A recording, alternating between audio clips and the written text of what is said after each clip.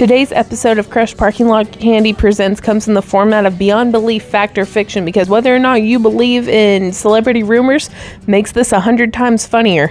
Also, everybody say thank you to Mr. Crush Parking Lot Candy because he bought me a microphone. Okay, let's get into it. So J-Law is a 32-year-old woman who is very into casual sex, but very not into paying her taxes. And she needs her car in order to run Uber in order to pay her taxes. But her car gets repossessed.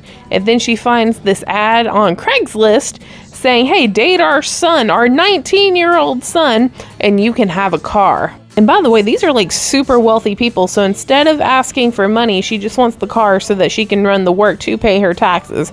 So instead of, just asking for money, we're gonna do double the work. This kid is a typical 19-year-old loner, okay? He doesn't have a whole lot of social interaction. Essentially what Jason Biggs would be in American Pie if American Pie were in 2023, and also Jason Biggs were nice and not creepy. That kind of sums it up. Anyway, probably wondering right now, Crush Parking Lot Candy, isn't this just failure to launch?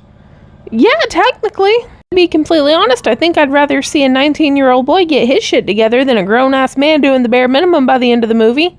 At least the 19-year-old boy has some sort of spark of hope by the end.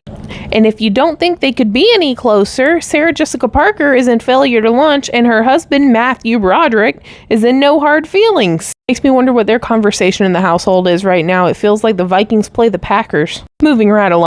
So here's the thing also, this movie is wildly better than Failure to Launch, okay? This was funny as fuck. So Katniss Everdeen not only gets bear maced in the face twice, she gets punched in the throat, she has a naked man riding on her car, and the best part, she does a full frontal nudity fist fight and gets punched in the clamshell. Now I have no idea if it were her actual titties or if it were somebody with her face imposed on them, but there you go. If you are into that kind of thing, there you go, full frontal nudity. Now here's where we get into the fact or fiction side that objectively makes it funnier.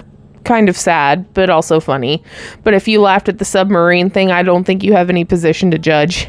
So here's the deal. A good third to maybe half of this movie is Jennifer Lawrence throwing herself at this kid.